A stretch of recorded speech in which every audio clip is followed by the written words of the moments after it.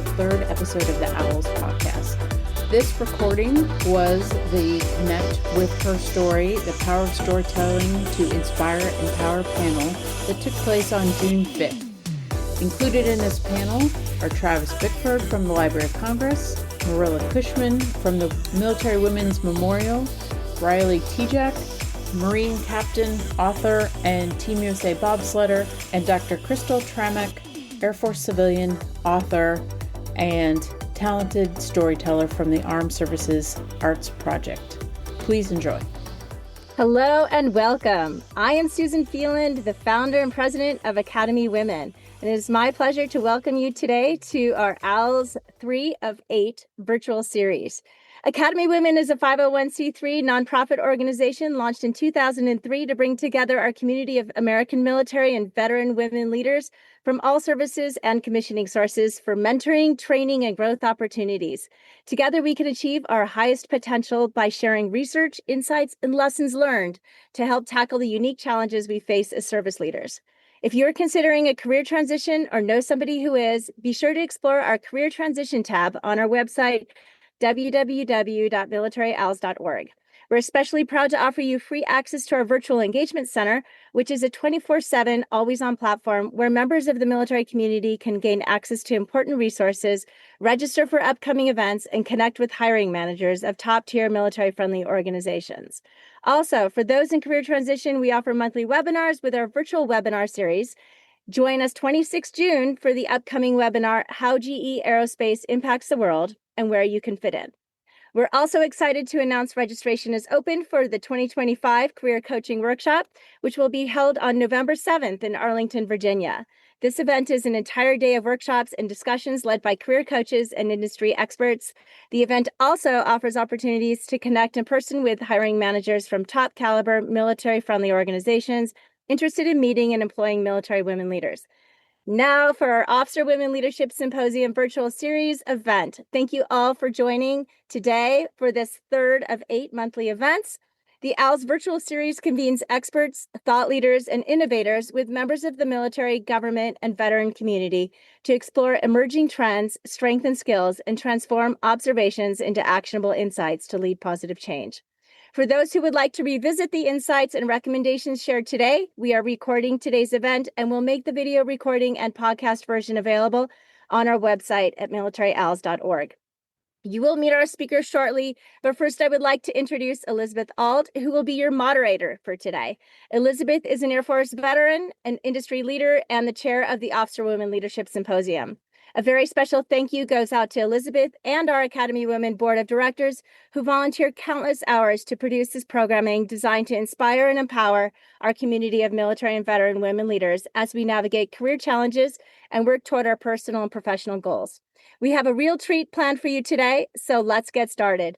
Please join me in welcoming Elizabeth Auld to the virtual stage. Enjoy the discussion, everyone.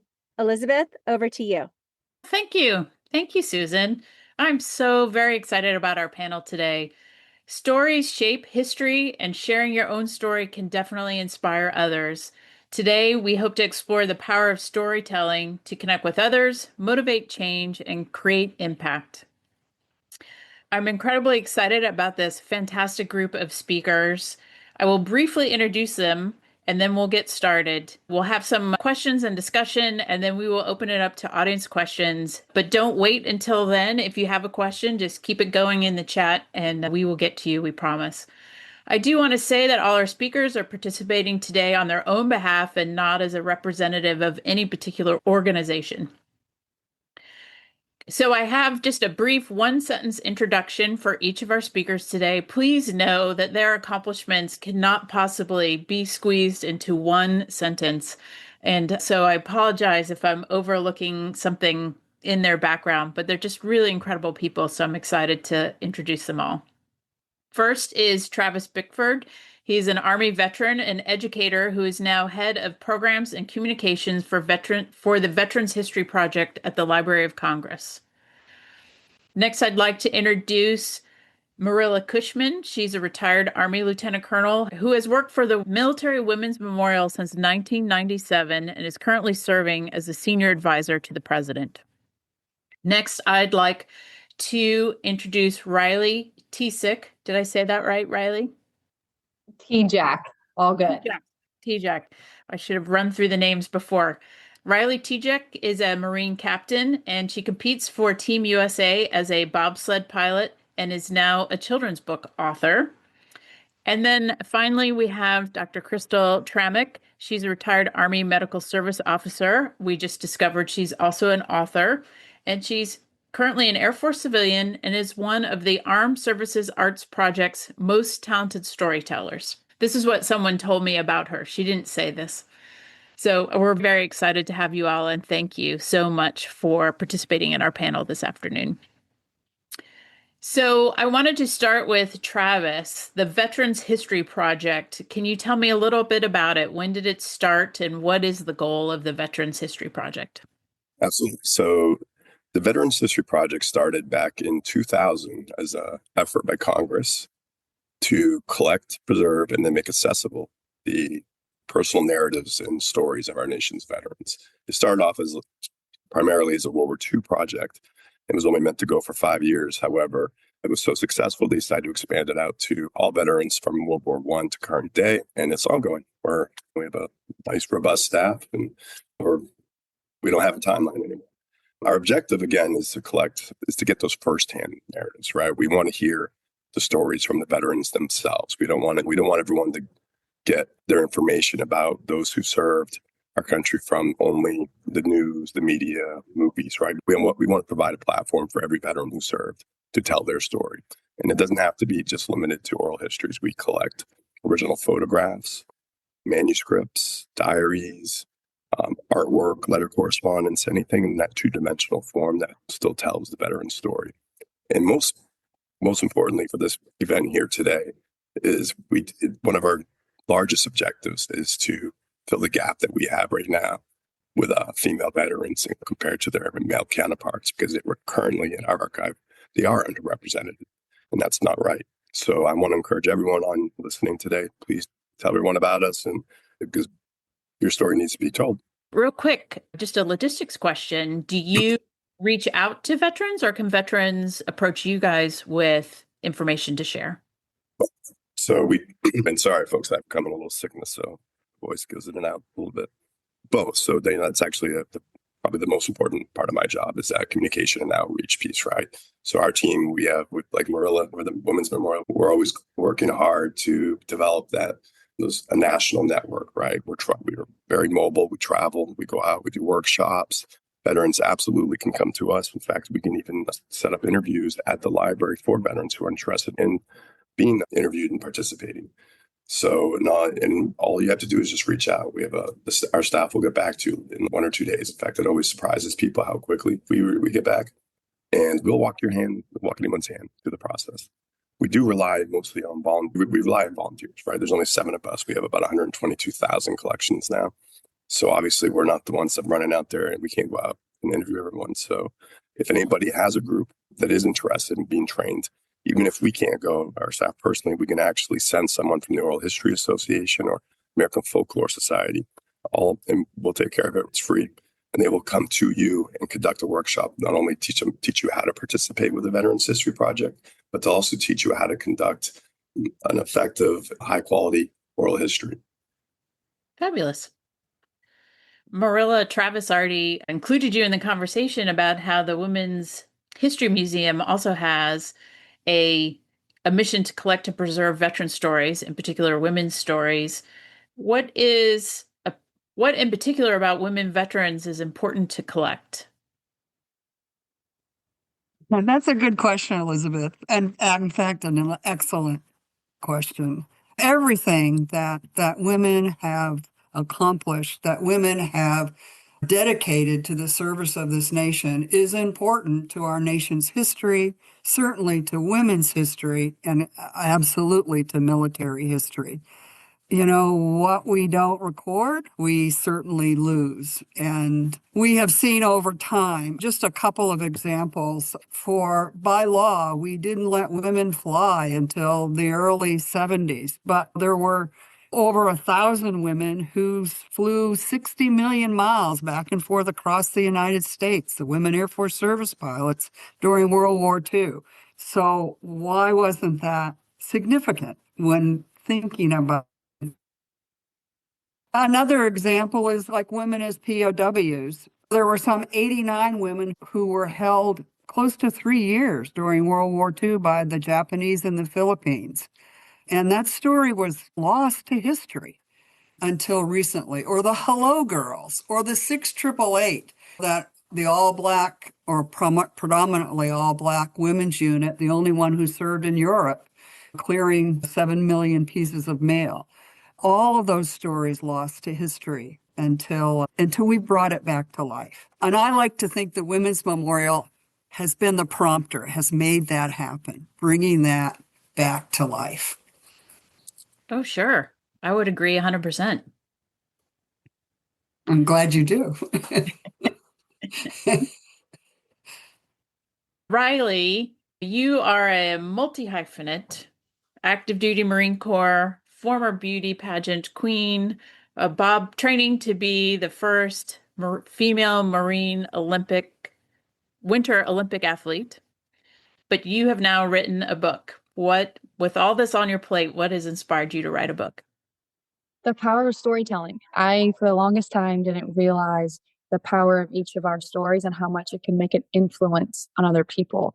And when I'm looking at the next generation of women and those future leaders that are going to come up and follow the footsteps that people on this call, and including myself, have laid forward, I really realized that the narrative needs to shift in all of our branches, but most importantly in the Marine Corps. Women are still the vast minority. Oftentimes I've seen myself as the only female in the room, which I know there's women that have come before me to help bridge that gap, but we still have a lot way to go. And what I always tell people is I'm now in the recruiting sphere. I'm not looking to just recruit women for recruiting women.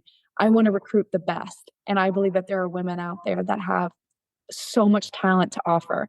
So when I was growing up, a big part of my story was never seeing a female in the military. I saw G.I. Jane and that was about it. And I knew that there's a little bit of a difference between her and I. And I always thought, because I'm more feminine and I'm blue-eyed and blonde hair and I like to do beauty pageants and I like to get my nails done, maybe the military is definitely not a place for me, until I realized that it was. And I've been able to flourish. And so my goal in writing this children's book here is to target 4 to 8-year-olds when their mind is starting to piece things together about ideas, where they could see, hey, the military is a place for women.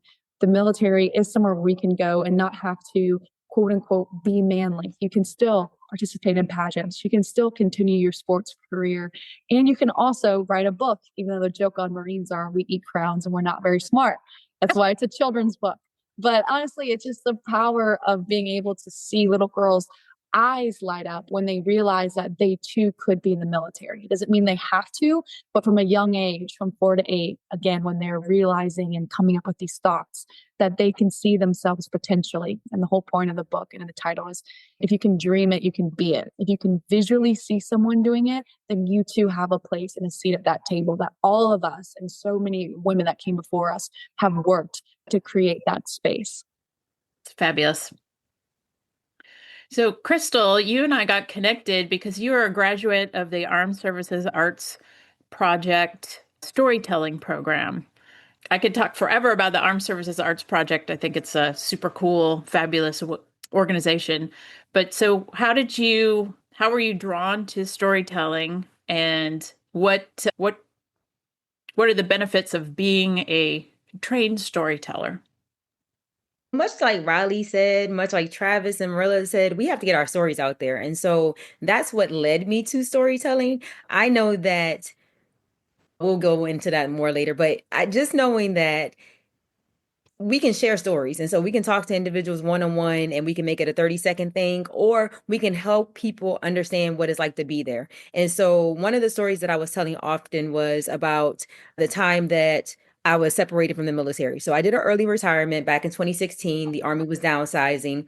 I was selected for to go to school fully funded by the Army. I was getting ready to get looked at for promotion to my next pay grade. And here comes the Army downsizing. So I was selected. I went before 3 boards in a 6-month time frame. And I was selected for 2 things in that time frame. One was separation, one was to go to school fully funded, and then the other was to get my first look at promotion. So of course I was not selected for promotion because I was being separated from the Army. And it was not a derogatory thing. It was just that the Army had to right size based on congressional mandates. And so it was a challenging time. And I really wanted to be able to share that because I know that I wasn't the only person that went through that experience, but just letting people know what it was like during the time that I went through and what it was like on the other side of it. And so really wanting to craft that story, allowing me to be able to plug and play it wherever I'm given the opportunity to share it. And so I can have the story grow more in different areas based on what it is that I want to convey to the audience. And so that was an excellent opportunity to get out there and build the story, great exercises, and continue to fellowship with our fellow veterans and family members or those that support our military community. So it was just a great opportunity. And so that's how I got into storytelling. Oh, fabulous. And then did this lead to you writing your book? So my book was written before I actually went into storytelling. And so now that I have that storytelling bug under my belt, I will write additional books and they will have a different feel than this initial book had. The book that I've written at this time really shares my perspective and it's me as if I'm talking to you. Like we're having conversations. And so I've had feedback where it's like, oh, you're my new best friend in my head because I've read your book and now I feel more connected to you. I enjoy getting just the different like responses back from individuals that have the opportunity to read it and the tips and tricks that I've used along the way and how fitness has motivated me to do so many things. And we like to think that fitness is one dimensional. You're only worried about that thing, but that's really what led me to my educational decisions, which led me to my career decisions and how I got here today. So yeah, I definitely see how they all go hand in hand. And so I'm looking for all opportunities to continue to build and continue to grow and share the stories. Fabulous. So this is for actually both, I'm going to combine both Travis and Marilla. In your mission of your organizations to collect veteran stories, do you have a favorite one that you've come across that you've found particularly inspiring or has stuck in your head over the years? Yeah, so Millie Bailey began. She's the one that really always sticks out for me because she just, I don't know, I don't want to swear, but she was a baddie. She was just awesome. She was incredible. She was one of the original, one of the first to graduate from the Women's Army Corps.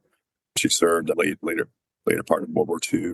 And then she just went on, continued to do awesome things because that's what she was throughout her career, worked for the government, did amazing stuff for the government. And then my favorite part about Millie Bailey is that she skydived at the age of 102. That's awesome. And similar to Millie, and this is one thing I want to make sure I note here, is if you look at this here between the host, the moderator, and the rest of this panel, I'm the only male here, and I'm by far the least impressive. So I think this is why I love for the record. And every time I'm at an OWLS event, I think I'm the lowest ranking person in the room, no matter what. So it's just further evidence of why there needs to be more female veterans need to be heard and have their story told. Awesome. Boy, I got to tell you, Elizabeth, you really made me put my thinking cap on. And we have more than 327,000 individual stories of women's service that are preserved at the Military Women's Memorial. They're accessible online, of course, and certainly when you visit the memorial. And gosh, there are just so many stories out there. Certainly the stories of those women POWs, those World War II women POWs, primarily nurses. They never stopped being a nurse. Even in captivity, they took care of their fellow patients. They took care of each other. Just extraordinary stories of selfless sacrifice, of commitment to the mission, and certainly to their fellow prisoners. Pardon me. I'm going to say one more thing too real quick while Sure. Marilla's taking that. For the record, I'm not just saying Millie Bailey's my favorite story just because I'm on a women's panel. That's not unknown at the Veterans History Project. So a lot of people will vouch for that. So I just want to make sure that's clarified too. Yeah, and we'll fast forward to more recent times with a young woman named Jessica Ellis.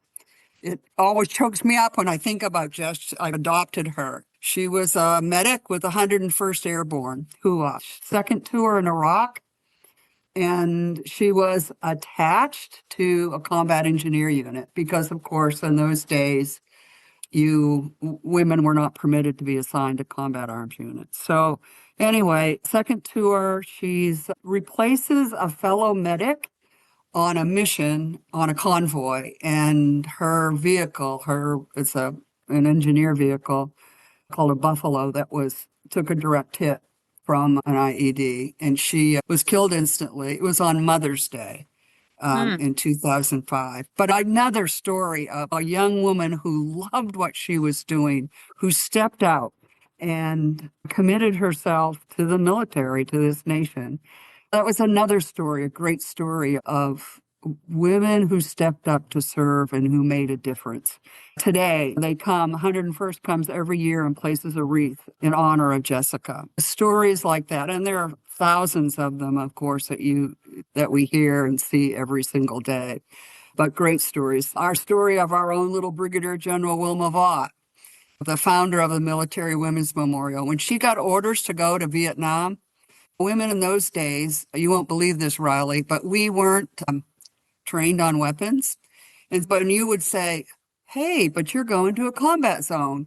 And the response would be, but you're a non-combatant. So Wilma Vaught, she gets her brother-in-law to teach her how to fire a handgun and a long gun before she deploys. And she gets to Vietnam, and the same thing, when she goes to get her weapon assigned, they said, you're a non-combatant.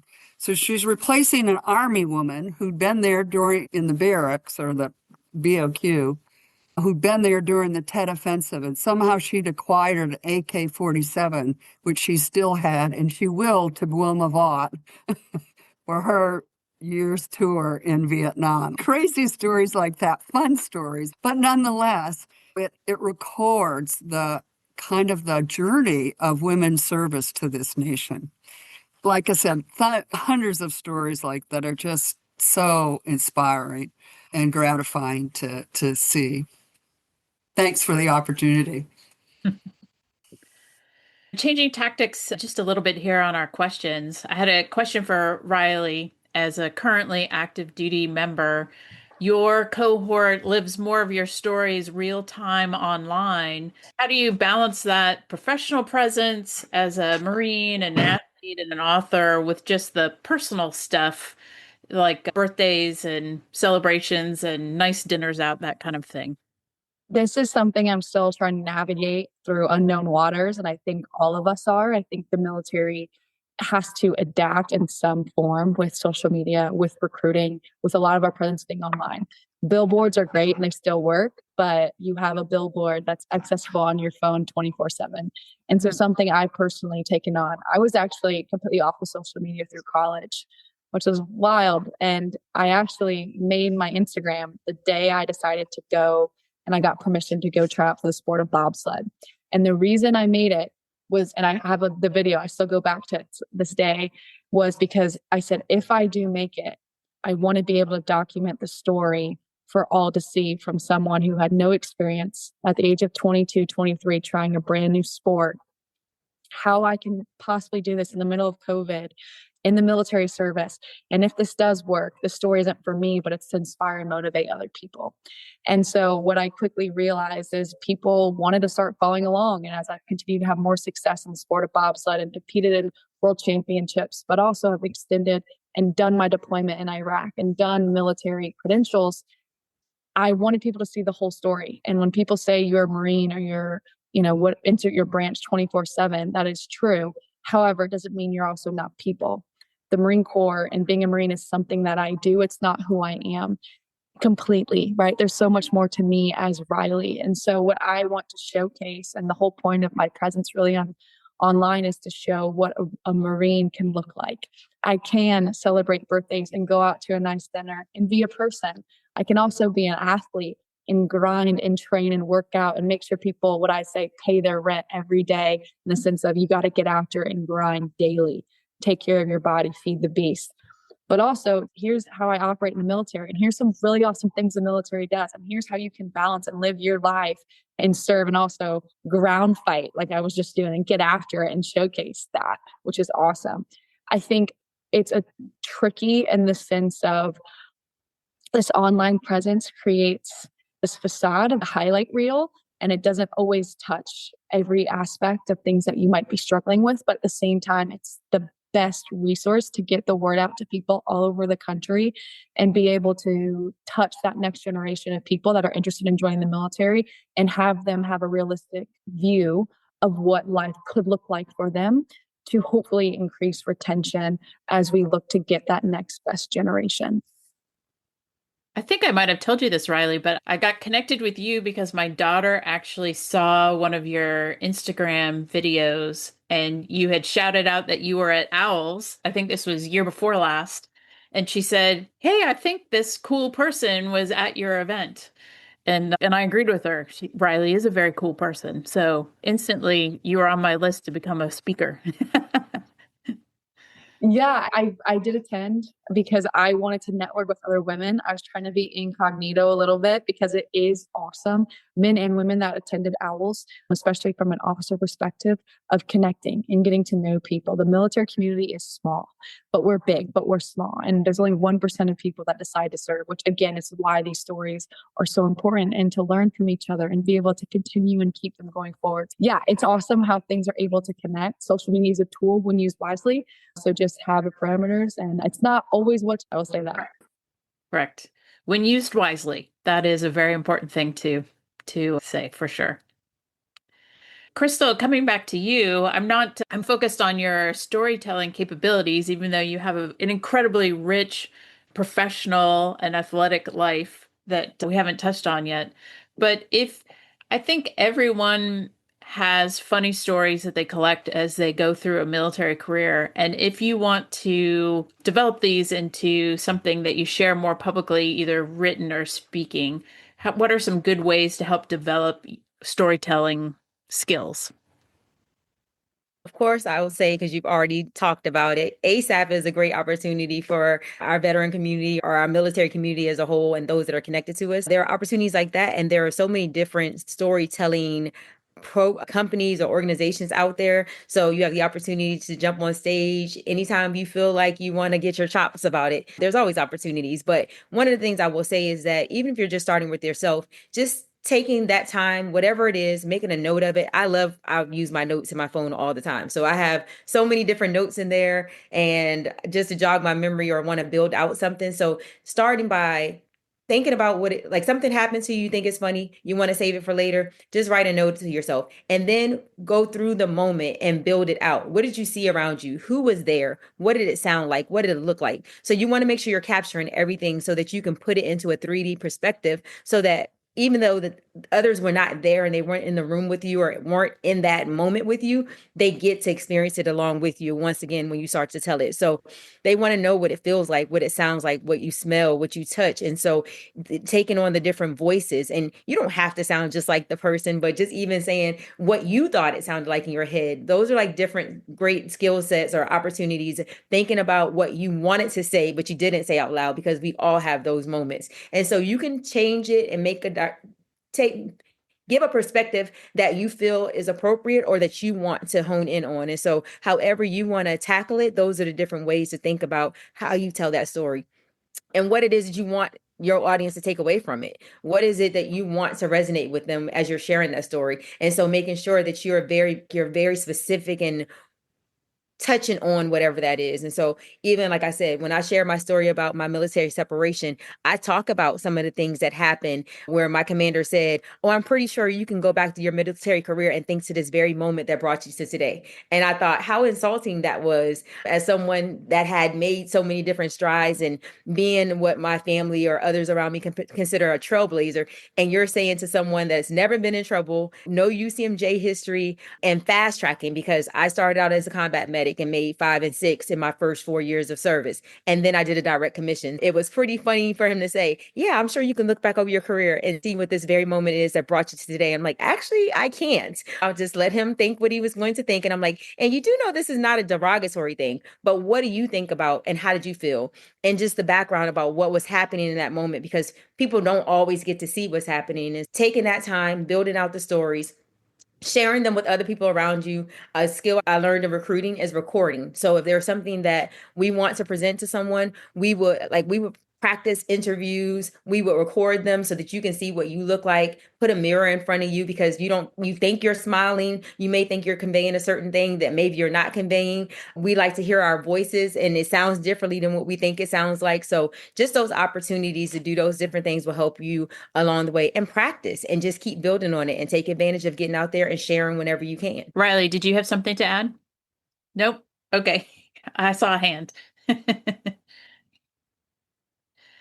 Marilla, your service to the Women's Memorial has been incredible. You've been working there since 1997. What do you think is the memorial's greatest accomplishment? Elizabeth, I think the greatest accomplishment is certainly, I think we've put women in the history books. That when I served, I don't recall any books or about women's service, women in the military. And I think we've prompted that. This memorial has prompted it to either record their stories at the memorial or through the Veterans History Project, or their own individual stories they're publishing. There are all kinds of books now that are out there today, either collections of stories from women or individual stories like Crystal's and Riley's. Like I said, I think we put ourselves in the history book. And then there are other things. We have a place, the only major national memorial to honor and tell the story of women's service. So it's a place for women to go, to be part of their community. It's certainly a place for Americans to learn, for the general public to learn about women's service in the nation. And every day folks go through there and they'll say, gosh, I didn't know women did that.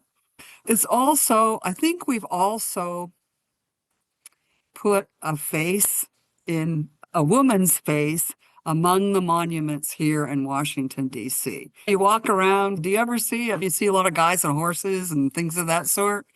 But do you see, is there a place where you can go and learn about women's service? And actually, we're really the only, obviously, the only memorial in the nation that speaks to the service of military women. So I would say that the Military Women's Memorial has moved the nation forward with respect to understanding the contributions, the sacrifices, and the commitment of women to the security of this nation. Fabulous. I would agree. Both Riley and Crystal, you have written books. For someone who aspires to writing a book, how do you go from idea to being published? Which I realize is a very big, huge question, but I was just curious if you could share a little bit of your process. I know Riley, as she's the publisher, from what it sounds like, I understand. I self-publish, so there are two routes that you can go. And so I think that's a great thing that we have both of us here and we can share both sides of it. There are many ways you can self-publish. I found there are some easier ways. You can self-publish, you can publish with a publisher, and how you take into account which way works best for you is what your ultimate goal is. And so is your goal to be a published author? Is your goal to make one of these top selling lists? Do you want to get your story out there? How do you want to tell your story? How do you want to present your story? How do you want it to be accessible and things like that? And so I think those things are really big. And so I did a lot of legwork on my own with using a lot of these resources that we have out here. And these are different times. And so that's a great thing. There's so many different tools where you can hire temporary assistants, even by the job. And that's with your graphics for your book cover. That's for your formatting for your book and your editing, things of that nature. So I did a lot of recording my book and then having it transcribed over and then going back through and reading it myself, because sometimes we think we're saying something, or maybe you don't need to say as much as you did say, because you want to make sure that it's received well and it's not too much to digest. And so I chose to self-publish, and I put my book on Amazon. There are other places that it is also located. And then I found that the resource I used was an easier route for me and a least expensive route. So it just really depends on what you want to do and what the purpose of your book is. And so mine was to capture some of the things that I've done and allow others to have access to me. I wasn't chasing down a bestseller or anything like that, but I really wanted to get the story out there and introduce myself to others and expand my reach and expand my connection to everyone that is out there that comes across my book. So thank you. Yeah, Tiffany, I see your question. I'll for sure get to that, but I want to take it back a little bit. The whole idea behind writing my book actually was something that was in my head. And this is a big part of what I speak on, is vocalizing your goals. So if I can at least give you one thing for me to take away from this, I've noticed in my life the difference between me and a lot of other people. A lot of other people are more accomplished, more willing or able, but I'm not afraid to fail as much. Meaning I have failed 100,000 times. I've succeeded probably only 3 times. And those are the 3 things that you're seeing on my resume. But I put myself out there. And the first step for the book was in an interview. I was talking and they're like, they said, you've accomplished so much. At the time I was 26. They're like, what's your next goal? And I said, before I hit 30, I'm going to write a book. And once I vocalized that, once I said that out loud, that became so real, because 1, I had to hold myself accountable. 2, I just said it in front of everyone else who can now hold me accountable. And 3, I am too competitive and my drive is too strong that now I've made that commitment. If I don't honor that and someone ever were to call me out, or let alone me call myself out on it, I have failed. And we don't fail. That's not what we do, right? We adapt, we overcome, we improvise. So 1, I think the best place to start, going back to your question, is vocalizing that goal, that dream, desire to someone else, whether it's your spouse, whether it's your child, whether it's a friend. Heck, you can even do it on the media and news like I did. Whatever you do, that's your first step. And then second, just start writing. At the time, I'm sure Crystal maybe has a similar story. At the time, I had no idea what this was going to look like.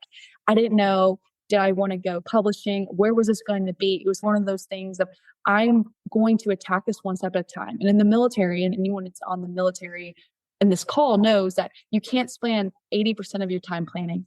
You spend 25% of your planning, the 80-20 rule, 80% execution, and you learn and you adapt as you go. So start writing, get it out there. And then for me, with the children's book, I cannot draw to save my life. And so I knew that was going to be tough for me. And while balancing active duty and pursuing the Olympics and all the other things, I was like, I want someone else and to take over the reins of publishing that knows what they're doing. I'll write the story, it'll be mine, but I'm going to give that over. To Crystal's point, financially, you're not going to make as much money. So if your goal is profit, you may not see that when you go through a publisher. Or 2, you lose a little bit of that control. Anytime you allow more people in, it's not just what you would say. So going back to Tiffany's question, thankfully, my publisher is named Janet Samuel. The publishing company picked out her. I never met her. We've only messaged on social media. She's actually from England, which is incredible. I've learned to find out. And so they found her. But I know that there's other ways that if you want to do self-publishing, that you can find illustrators. And I'm happy, Tiffany, if you want to message me on LinkedIn or so, or we can talk offline as well, or any follow-on questions. But wrapping this all up in a bow, 1, vocalize your goal. And if you want to write a book, start writing, and the rest will come. Don't worry about having to have this perfect plan. Begin your execution phase. Talk to people like Crystal or myself, or anyone. We're happy to be a resource. Don't feel like you have to reinvent the wheel. And your story is more important than you realize. And even if one person buys it, my mom bought 50, it still matters, because your story is out there. And that is an accomplishment in and of itself. Thank you. Thank you very much. Travis, if either in writing a book or just learning more stories, how's the best way to access the veteran stories at the Library of Congress? The easiest is definitely just going online and searching our collections that way. And as evidenced here in the chat, they're not always going to be online. So the next step then, of course, would be to reach out to us and request a collection, right? If you're looking for a specific collection, we even have reference librarians that can assist you, because you might not even know what veteran you're looking for yet. You might be searching for a particular topic, conflict. You might be doing research on whatever. It could be anything. So you can reach out to our reference librarians, and also just please come visit us, because we're in such a beautiful building. We have an info center located right in the Jefferson building on the ground level 4. So you just walk right in. There's an info desk there. You just say veterans, right? They'll point to us. But yeah, we have you can search by so many different ways, right? You can search by conflict. You can search by the battleship that you were on, or whatever it may be, the unit, right? You can search by, it's a pretty diverse range. Fabulous. Yeah. Marilla? Yeah, thank you. If I can dip into what Travis has said, we have a program at the Women's Memorial called Adopt a Woman Veteran. And we get obituaries from folks across the nation for women who've served and passed away and may not be registered with the memorial. And so we encourage folks to join this program, Adopt a Woman Veteran. And one of the places we encourage them to go is to the Veterans History Project, just in case this woman may have recorded an oral history with them. So, yeah, you're a great resource, Travis, and we truly appreciate it. So you all, look, and the last thing I'll say, in case I'm not asking another question, I just want to make sure. This is really important to me, because I was infantry, right? I served before women were allowed into combat arms. I was on a little base in southern Germany, right? Where it was almost all just male soldiers. I didn't even see female soldiers until I went to Iraq, right? Or sailors or airmen. And I grew up, and I never saw them in movies growing up, or TV, anything, right? Look, I'm the least exciting person on this panel, okay? But that's all you. This story's been told enough, okay? So it's really important to me. So anyone listening today, please spread the word, and don't just donate to us. Go to Marilla, because again, someone might go to the Women's Memorial, right? And they don't go to us. So now your story might be missed. So go to both of us, please. I'd add too, Travis, and we have so many people who visit the memorial, and you can come in and you can key in a name and up will pop a story if that story is recorded. I can't tell you how disappointing it is to have a family come in who wants to learn about their mom who may have passed away, and there's nothing there. So I can't encourage folks enough to record your story, whether it be with the Veterans History Project, or certainly we would love to have it at the Military Women's Memorial, so that future generations can look to your story for just incentive to be all you can be, so to speak. So, yeah. So I have another logistics kind of question for Riley. I feel like when I grew up in the military, when you were in uniform, your personal opinions and your personal projects, you had to keep to yourself. And I think obviously the military is evolving, and they understand now that by people sharing their personal stories, even while they're still in uniform, that is helping with recruiting. Honestly, bottom line, helping with recruiting if you can see people like yourself that are serving. So how, being on active duty, how do you balance that with the Olympics and your promoting your book? Like, how does that work with your active duty job? I guess I'm asking. A massive balance, a tricky one. You're operating in the gray zone, right? So there's the black and the white, and we love when things are black and white in the military. Do this, don't do this. Awesome. And then there's this beautiful gray area, and there are rules and there are things that's talking about what you can and cannot do, especially when you're representing the uniform. And that's the most important thing. Is it's about preserving the title. It's about being a captain, what a captain means, right? Honoring the people that have come before me and all of these things.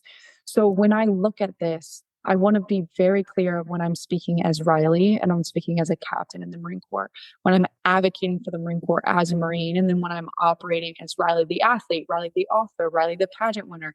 all of these things, which sometimes gets intertwined, and that's when we meet, hence the gray zone. I think for me, the most important thing is I'm trying to make sure that there is a separation, that when I literally put my hair down and I speak, I'm able to speak to my experiences. I'm able to speak to my opinions, but my opinions are not representing those of the DoD, or I'm speaking on behalf of that. One big thing for me, really, that I'll talk about is actually my faith. I'm an extremely strong Christian. I love the Lord. I love speaking about the Lord. And I was told coming into the service, and like most jobs, you don't speak about politics, you don't speak about religion. I understand that. However, as we're evolving and we're growing, one of the spiritual fitness is now one of the biggest proponents. And spiritual can mean a lot of different things. But what we're realizing in the service, and this is an evolution, is that people need that. So at one point, you're not really supposed to talk about your faith in uniform, but we have the chaplain corps and others. And then there's me. And I'm like, I believe that I'm able to use the uniform in a proper way to show people, hey, come as you are. Whatever your spiritual fitness looks like, I want you to exercise it, because that's what makes you unique to the military service. However, when I'm in uniform or anything, if I want to talk about, for example, politics, or I want to talk about my book or some of that stuff, really fine line, because I'm not speaking on behalf of the Marine Corps. When I'm selling my book, yes, it does talk about the Marines. I have done events on base, but I can't be like, I'm a Marine by my book. The Marine Corps endorses my book. Absolutely not. Those are hard no-goes. And so again, I think as we continue to evolve, there's myself, several other people that are active, very active on social media, that want to do great things, because that's my goal. I'm in recruiting. I want everyone to come. I want people to see, but it's a very fine line that I'm trying to respect the service in my uniform as much as possible, not do any self-promotion, but trying to highlight my story to help with recruiting.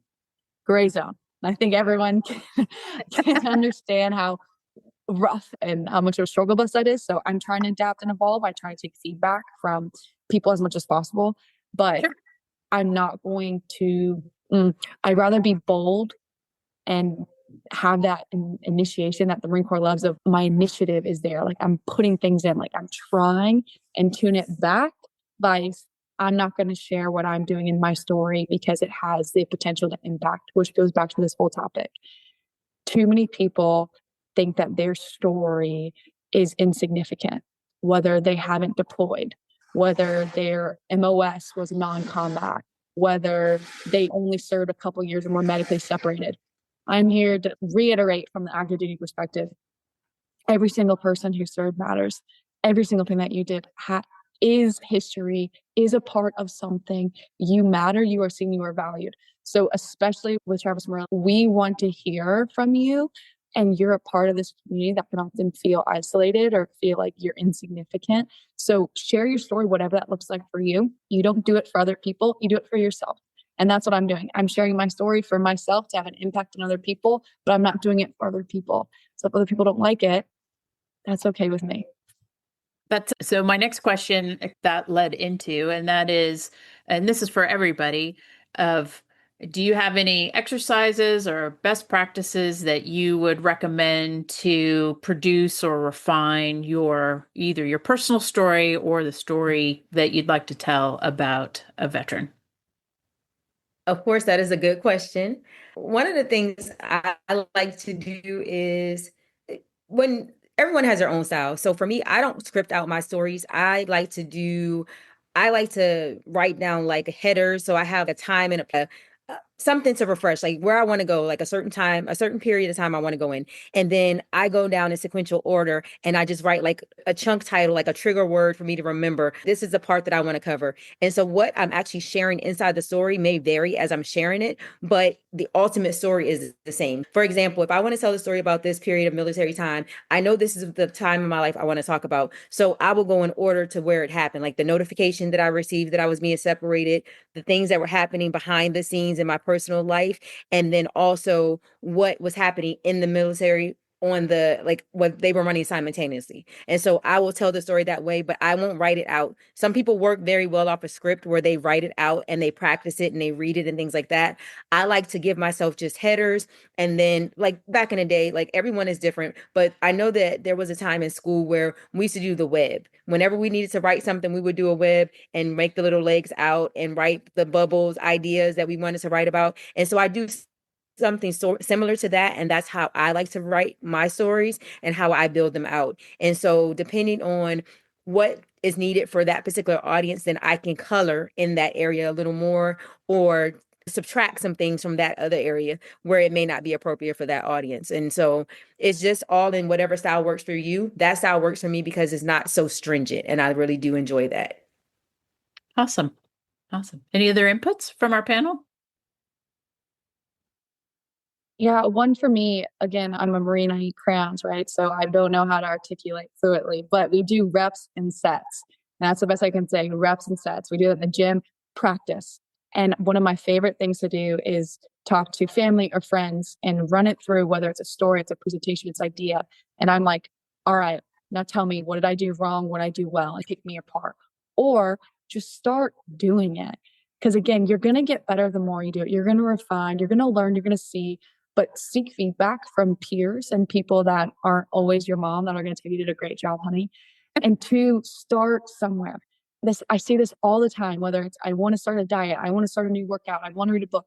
You must start. Stop putting it off.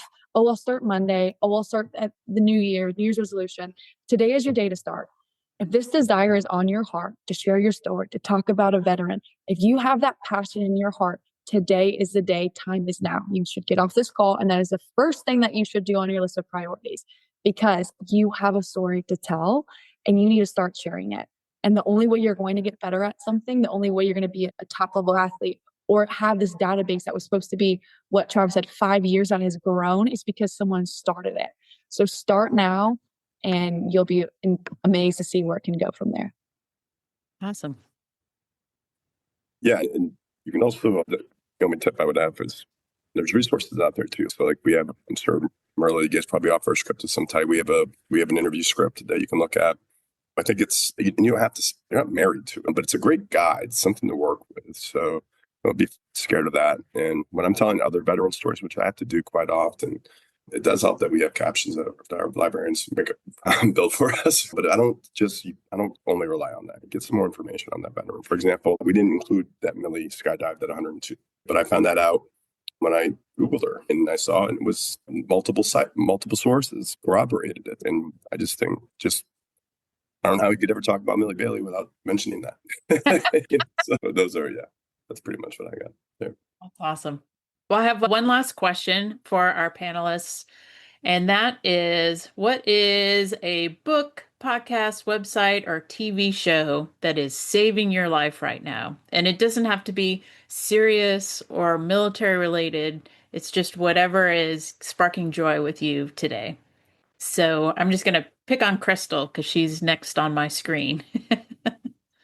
So I'll go with what I'm watching. So I watched The Cleaning Lady.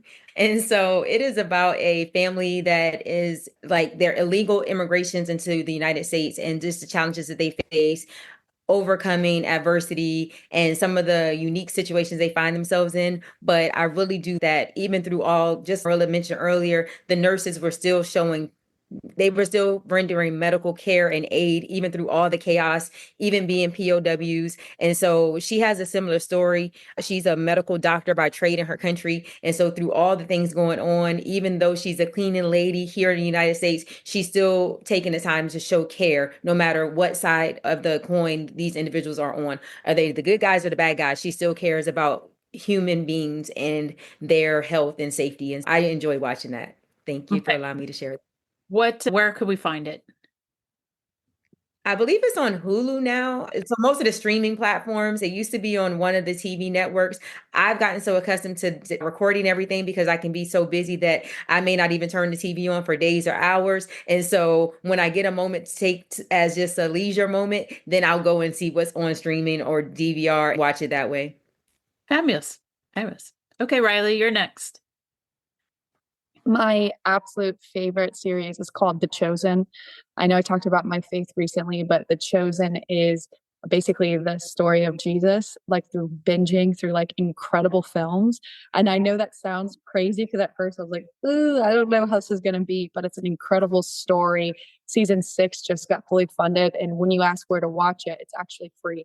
So they have translated it to over 100 different languages, all completely run by donation only. So they only film when people can donate money to it, which is incredible.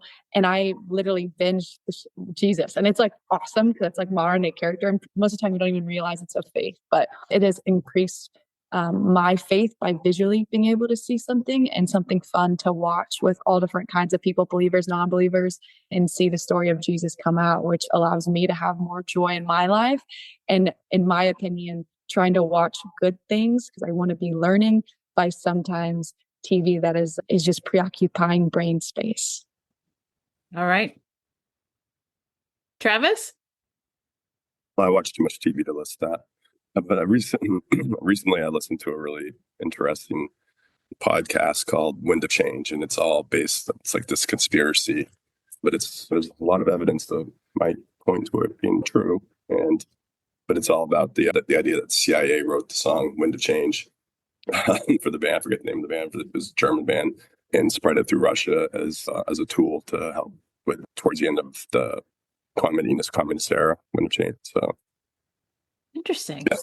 Yeah, it's really interesting. I would recommend it to anyone. Very cool.